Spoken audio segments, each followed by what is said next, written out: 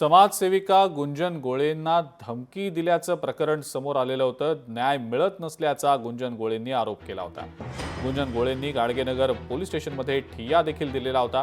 धमकी देणाऱ्याला अटक करण्याची मागणी सुद्धा गुंजन गोळे यांनी केलेली होती। तक्रारदार महिला यांचा एक आश्रम आहे, तिथे एक मुलगा राहतो।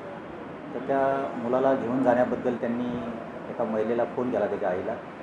त्यानंतर आईसोबत बोलणं झाल्यानंतर एक पुरुष त्यांच्यासोबत बोललेला आहे, जो की इम्रान असं नाव सांगत आहे। त्यांच्या फोनवरून अश्लील शिवीगाळ वगैरे त्यांना झालेली आहे आणि धमकी दिलेली आहे। तू मोदी की बेटी है, तेरा बाप अगर मोदी है तो मेरा बाप ओवैसी उधर हैदराबाद में बैठा है।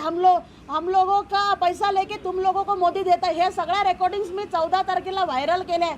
14 तारखेला रात्री मी इथे माझा रिपोर्ट घेतला गेला नाही, त्यांनी NCA केला। नंतर 5 दिवस लागले FIR करायला। माझ्याकडे त्याचा नंबर आहे, त्याचं लोकेशन यांना बुटीबोरी भेटलाय, तरी अजून आजचा 6वा दिवस निघाला, अजून पकडलं नाही त्यांनी। जमील कॉलनी अफजल चौधरी हे नाव घेतलंय 10 वेळा।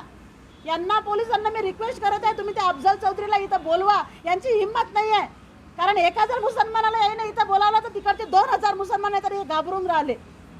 माझ्या जीवाला धोका आहे।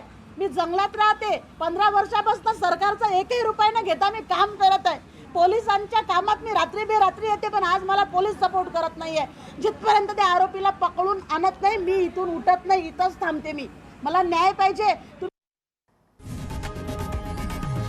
लोकशाही मराठी ऐका, पहा, जागरूक रहा।